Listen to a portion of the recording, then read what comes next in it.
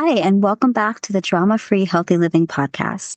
I'm your host, Jess Cording, and I'm so excited that you are joining me for today's episode. I was really looking forward to this conversation. As some of you who have been with me for a while may have heard me talk about in the past, like I have definitely had my own struggles with burnout and overworking and, toxic productivity. And this is a topic that it's been so great to see it covered more in the media and more resources coming out on this topic. So today's guest is an expert in addressing toxic productivity. So today I am speaking with renowned New York-based psychotherapist and founder of Well Guide, which is a digital community for mental health awareness, Israa Nasir.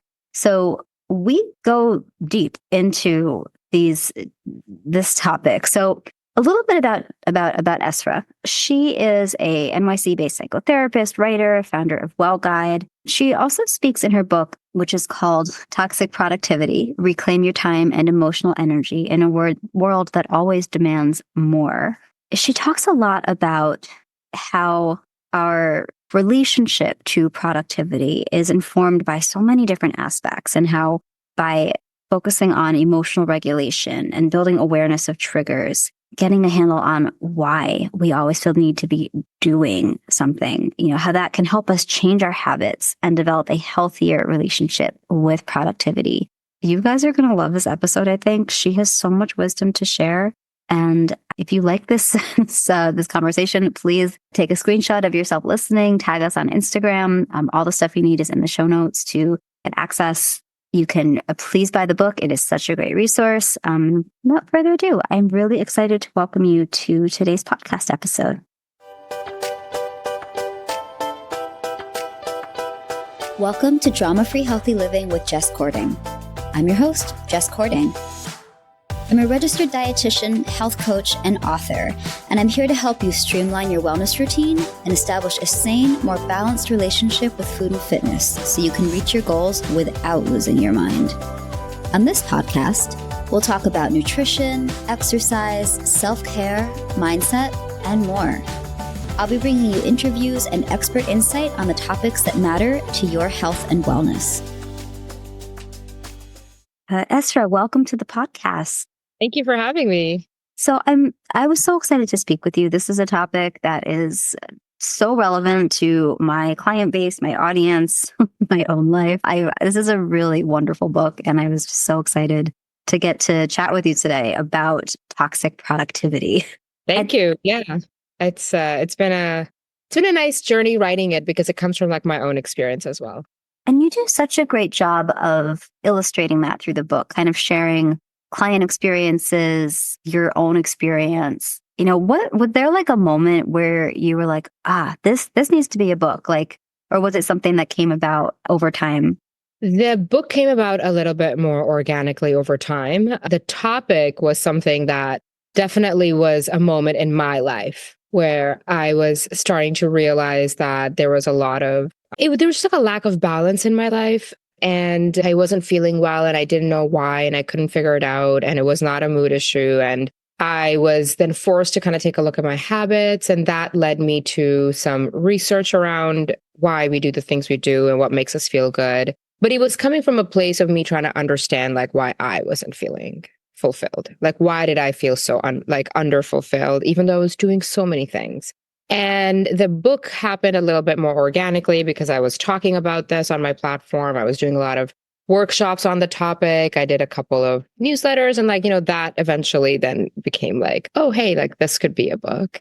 Amazing. And I think a lot of people may be familiar with this, but might not know exactly that they are struggling with toxic productivity. And I would love for you to share with our listeners just how you would define that. Yeah. So toxic productivity is when our relationship to productivity, it becomes connected to the way we view ourselves. So if you think about it, productivity is an outcome of the habits that we do, right? It shouldn't be the thing that defines you. But when we are in this mindset, essentially three dynamics are taking place. One is you are extremely driven by outcomes only. So you are pursuing for the sake of pursuit. And you don't stop to question why you're pursuing the outcome. You're just pursuing it. The second is the pursuit is priority. So your wellness, your health, your relationships, whether you are having fun, like those things that are so important in life don't matter.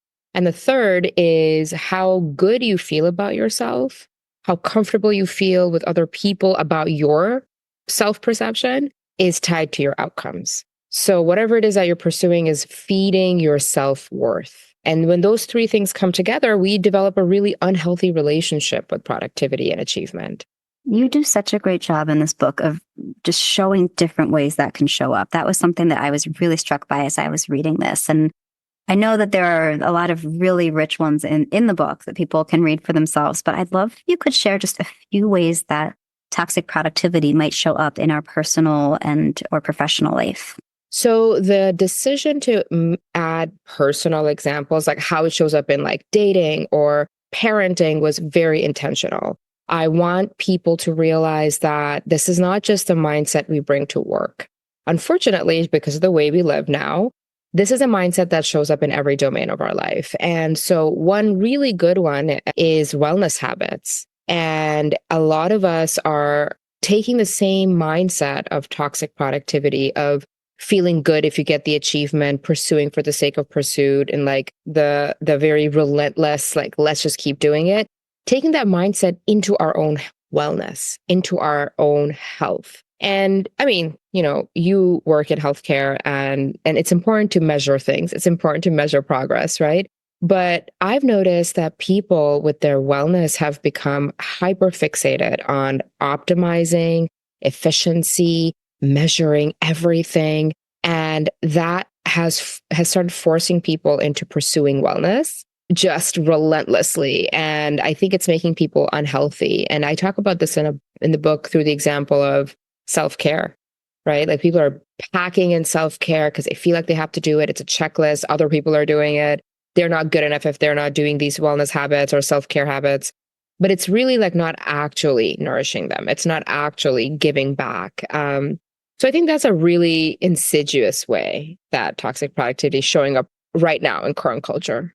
Oh, absolutely. I see that all the time in my work. And to be completely transparent, I've talked about this a little bit on this podcast, but when I was like deep in my, I don't know if I want to call it fertility journey or spiritual quest, there was a time where I was using 5 different fertility tracking apps every damn morning. And I was also in a phase in my career where I was so hard on myself, trying to do so much. Not that that's a new trend or something that I'll probably ever manage to fully get a handle on, but it was, I got to this point where I was like, this is not helpful. This is beside the point. This is counter to what I'm trying to achieve. And, as a healthcare professional, it's like, we're not immune either. And this is, we do live in a culture where it's so pervasive and so drilled into us that we must be doing so much. And I love the subtitle of your book, by the way. Yeah. Like just the way that, like, yes, I feel like our society is always demanding more of us, whether it's in our personal life or in our career.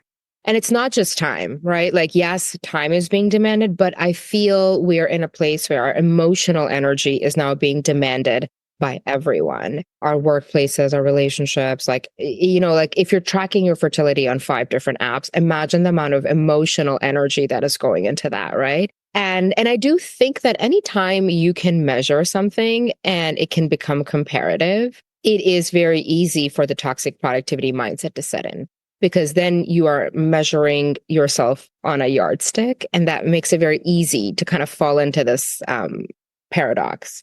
Oh my gosh, absolutely. And I something I find very interesting, like, I have friends and relatives and colleagues and clients who are of an older generation, and they are like blown away by how busy everybody is. And I'd love for you to share a little bit about just sort of what is driving people, especially women, but to be constantly busy.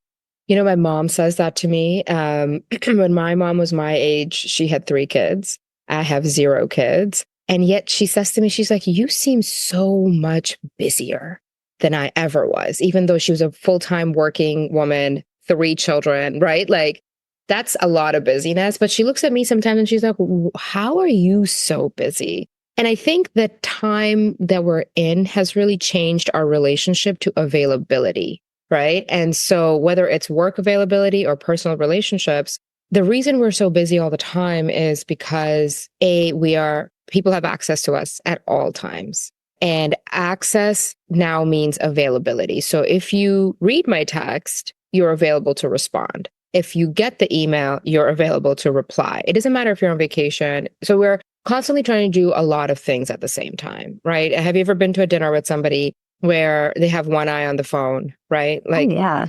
Right. So that kind of stuff makes us feel busy. And so I think like the changes in work culture, technology, our own understanding of like what we should be doing has all contributed to being busy, but not necessarily being productive. The last thing I'll say, we feel a lot of pressure to do a lot more things because we have access to more comparison points than ever before in human history. And when we see our peers doing something, it is very natural to think to yourself, oh, wait, I should be doing this too. And you see this in like the most trivial things like holiday decor, right? People become hyper fixated on holiday decor because they start seeing other people do it on their Instagram feeds or their social media feeds because they're like, oh, they're already doing this, or they've got the tablescape ready, or they decorated the door, or, kids have these little boards now and everyone's putting it up on Instagram. So I have to do it too because I can't be left behind.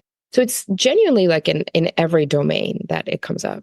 Oh my gosh, absolutely. I recognize it in my own life. I hear about it from my clients, and what they are, the kind of the comparison is constant. And what about, and something I was really drawn to in your book, the way you talk about some of this things like feelings of self-worth or uncertainty and things in that realm. Like, how might that be playing a role?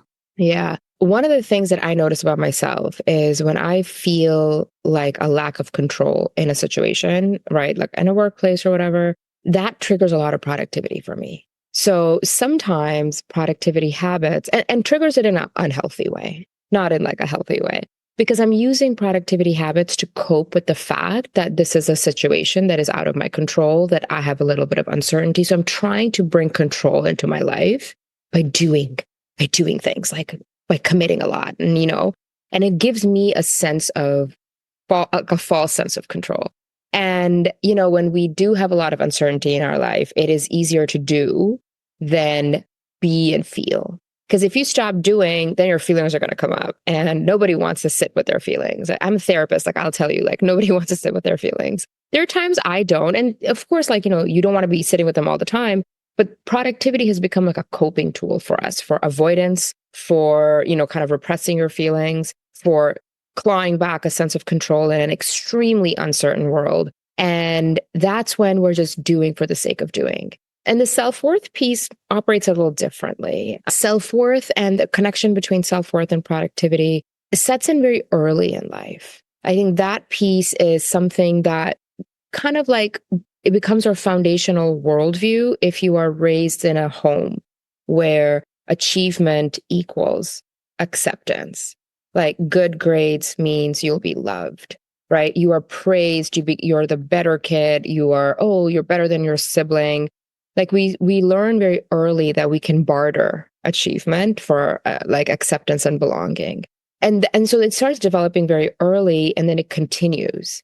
And I think that's why right now I'm reading a lot about like the millennial identity crisis, because a lot of millennials are like kind of aging into middle age right now. But millennials were very much raised in this like achievement oriented mindset.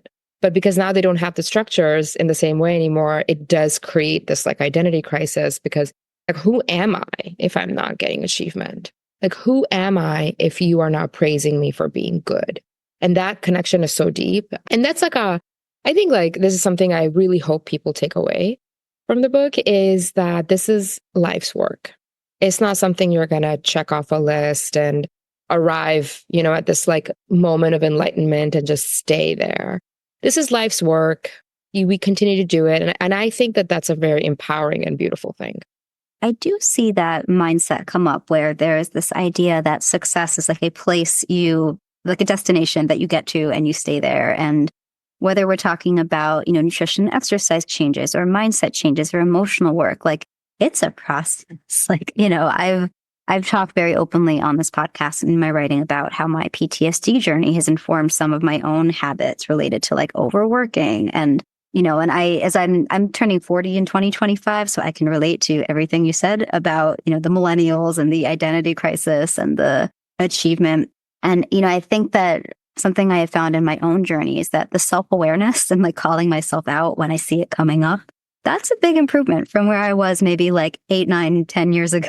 And like that, I'm still satisfied with that progress, even when it's annoying that I'm not, completely free of the hold of those flickers. Yeah, and I don't think the flickers ever really go away if you were really foundationally raised with that. And so in my work, whenever I'm practicing as a therapist, like this is a really important part of my work with people, is that we are not trying to make the quote bad feelings disappear because we don't have control over that. We are trying to make it so that we can tolerate the bad feelings, that we can move through it, that it doesn't overwhelm us, it doesn't destabilize us, it doesn't dysregulate us.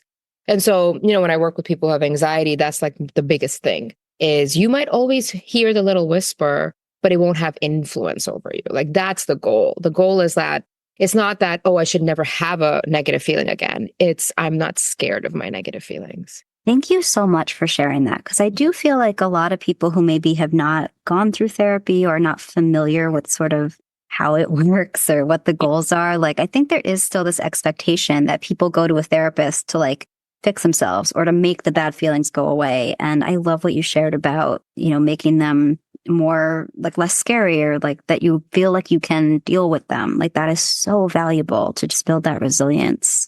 And, for somebody who maybe recognizes, like they listen to say like, oh, yep, check, check, check. Like they know they're in this pattern. They want to break out of it. What might be a first step or a few important first steps that person can take to just maybe imagine what productivity could mean, or maybe developing a healthier relationship with achievement and just sort of, getting on the road to building some healthier habits? Shifting out of like a paradigm that you have existed in forever is very challenging. So I always like to encourage people to start with, I can't think of another phrase, so I'll just use this, like the lowest hanging fruit. Like try to get the quickest win so that you start feeling confident that, oh yeah, you know what, I can do this. I think you can't change something you don't know. So I'm a really big fan of audits, and I to share some techniques about how you can do audits in the book as well. But I'll say it here. Doing a time and energy audit is going to give you so much insight about how you operate. Because when we are in the toxic productivity mindset, we're on autopilot. So we don't have a lot of awareness of what we're saying yes to, how it's making us feel, what else we could do. Like it's impossible to imagine an alternative scenario if you don't actually know what your scenario is right now. So take like 2 weeks, 3 weeks, if that feels comfortable, and really just track the number of things you commit to, how that makes you feel.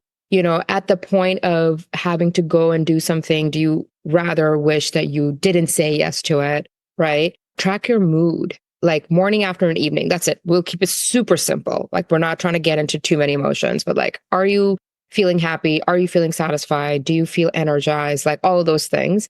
And you can do like a time energy audit. And then when that's done, look back and look for patterns or themes. Something I found in doing this was that I never looked at my calendar holistically. I just said yes.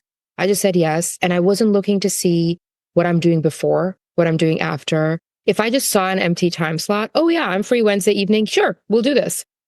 But the fact that I'm committed Monday, Tuesday, Thursday, and Friday, like I'm not looking at that. And so that's a pattern that I realized. And that's something that I had to break because overcommitting is a really big part of toxic productivity. So I think a time energy audit is like a good place to start. And you want to just get an idea of the landscape that you have built for yourself. And sometimes, we're doing things that we don't have to do. We're doing things because they're just legacy things. You've been the person who hosts every year, so you're just the person who hosts every year, right? Like we're not really questioning these things. Once we can do an audit, we can actually question it. We can say, hey, do I have to do this? Like, do I need to do this? Like, can somebody else do this? Can I say no? Right? That actually comes if you do a little bit of an audit. Thank you for sharing that. That is such a good tool. I've definitely done that exercise and been horrified, but also it's been illuminating, being like, oh, that's why I feel so burned out. Yeah. And like for me, the last time I did an audit like that, it was a really helpful tool in figuring out what I could delegate to an assistant. Cause I was like, oh, wow, these are all these things I'm trying to do that I don't have training to do. I don't have time to do. And yet I'm still trying to do all of them. Like, that's just one very like work specific example. But one thing I love that I started doing it with my clients as well, maybe like, I don't know, like 8 or 9 years ago. And I found really good results with them. And I do this in my own life is I always tell people to put your own name on your calendar because it's so like, to your point, there's that urge, like when we see blank space to just be like, oh yeah, I'm free. Like I can do something then, but not kind of looking at like what might be around it or like what's going on the day before and the day after and just something that I still do. And especially if I'm going through a really busy season where I can tell there's more demands on my time and energy, I will write Jess in like blocks in the calendar just so when I'm looking at it, I don't see that time as free that I could like give away to someone else. Yeah. And it's just it's been so helpful. I love that. I'm going to start doing this because yes, it's kind of like you are busy, but you're busy with yourself. Like, Actually. like I love that. I'm going to start doing it. Yeah. I saw a meme recently. It was something like, me, I have plans this evening. And then it's like a picture of like a woman, like, hanging out with her cat, like doing face of that. Like so often I don't, there are definitely times when I want to say like if I could just tell the truth and be like, I'd really love to do that thing, but I just need some time at home with my cats. And like, my husband just not talking to other people. Like, yeah. We don't need each other. Yeah, exactly. But yeah, so thank you for sharing that. I love what you shared about the emotional piece too. And just, I think something that I found really valuable about this book is that you talk about recognizing our triggers and also managing emotions instead of just focusing on managing time. Like, I love that so much. So for someone who's like, what, that sounds really cool, but what does that mean? Like, what might that look like? Like, how might somebody start doing that? That was like the root seed of this book when I started doing the research, like for my personal self. The biggest thing that came out to me was that a lot of our productivity is rooted in our emotions. And we, like I've said before in this conversation, like we are utilizing productivity habits as a way to kind of manage uncomfortable emotions, right? And time management or organizational skills are behavioral activities, right? They are behavior changes that we do to influence the world around us. And it's very important to have good time management. It's very important to have organizational skills. However, those are the things that don't actually improve your productivity unless you have resolved the emotions that are actually driving the productivity habit. And I think that is like a thing we don't talk about. Like we don't really talk about the influence of emotions on our productivity. We talk about emotions in the relationships. We talk about emotions like in self-care, but we don't talk about emotions in productivity. But strong emotions like shame and fear drive productivity so powerfully. And unless we don't resolve them or unless we don't learn how to manage them, our behavioral skills will kind of like, they'll keep you well when you are well. But if your shame acts up and your fear acts up, the behavioral skills will fall apart, right? That's where you see people kind of being like, oh man, I set the habits and it was so good for like 5 weeks. And like, I don't know, something happened and like I fell off, right? That's something that happens is you probably had some kind of emotional trigger that then took you off this like track that you were on because our emotions are very powerful. And when we have negative emotions or difficult emotions, we will go right back to the coping skill that is the fastest, the instant gratification that's going to make you feel good or it's going to make you avoid the emotion, right? So I think that's why it's really important to have emotional awareness. And we don't teach emotional awareness anywhere. Like I certainly did not learn it in school. And I see my friends' children, like some curriculum is starting to teach it, but depends on where you live and if it's private or public. So like it's still not something that we're teaching kids en masse. But when it comes to like recognizing on like emotions, like if your emotions are playing up and stuff like that, to me, I think it's all in your body first. especially if you're somebody who doesn't have a lot of emotional literacy, or, you're just not somebody who's very connected to your emotions, which is many people. See if you can kind of access your body. Like, when do you feel like uncomfortable or fear or anxiety or anything like that? And then start to notice when it comes up. Does it always come up around your boss? Does it always come up around like a specific person in your life? Or when you're tasked to do something, do you procrastinate? Right? Is there a pattern in the things you procrastinate on? And so that will give you some insight into what emotion is being triggered. But this is hard work. Like I will say, it's hard to do on your own. So self-help books are very good for this stuff. Talking with somebody who you really trust, asking them if they've noticed anything about you is a good way. And then, therapy, not to plug therapy, but therapy is Oh no, to do it. please plug therapy. Like I wish more people felt comfortable and empowered to go to therapy. I wish it was more available, like at a affordable price point. Like my mom and sister are both therapists, so maybe I'm a little biased, but it's such a valuable tool. Yeah, it is. And yeah, and I feel like, we think that our emotions, like we're like divorced from our emotions at work, but I think that we are the most emotional at work. There's so much fear, there's so much comparison, there is so much pressure for perfection and urgency and, competition and shame. Like there's just so many emotions at work, but we kind of divorce ourselves from it. And then we just do. I'm just going to do, I'm going to do, I'm going to do. So I think it's really important to build emotional awareness. You actually led me so perfectly into my next question for you, which was, I'll be completely transparent. Like when I'm writing my positive affirmations for like the week or the day or, like something I often will be working in there is something about being instead of doing. But for somebody who is like, yeah, I'm doing too much, I need to be more.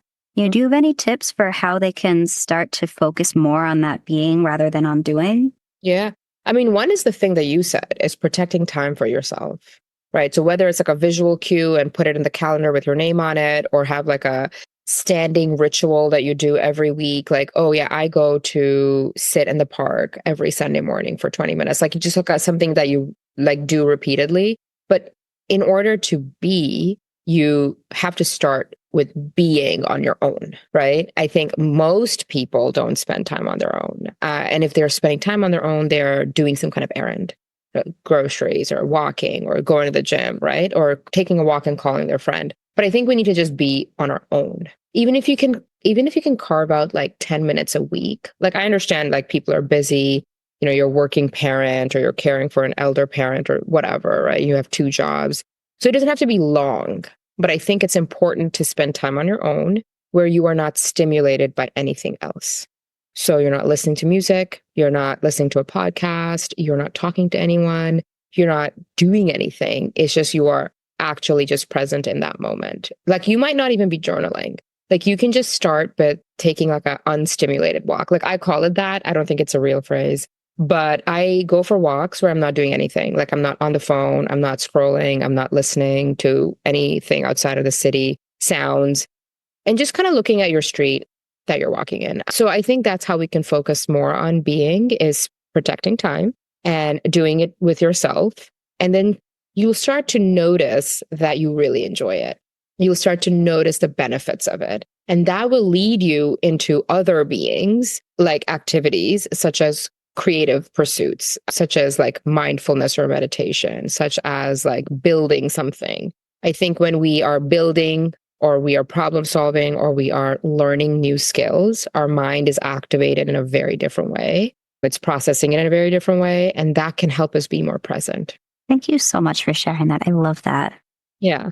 Now, is there something that you wish everybody knew about when it came to, having a healthy relationship with productivity or developing a healthy relationship with productivity? Yeah. Yes. I wish everybody knew about emotional regulation. I think that is a very powerful antidote to toxic productivity because, again, our productivity habits are coming from this place of like trying to like manage or avoid difficult emotions. But if we all had better emotional regulation skills and, for example, if you say yes to a lot of things, what's really happening there? You are actually either you have a fear of missing out. So that's like the anxieties telling you to say yes, or you have a discomfort in disappointing other people, you're afraid to say no, you're non-confrontational. So you just say yes, yes, yes, yes, right?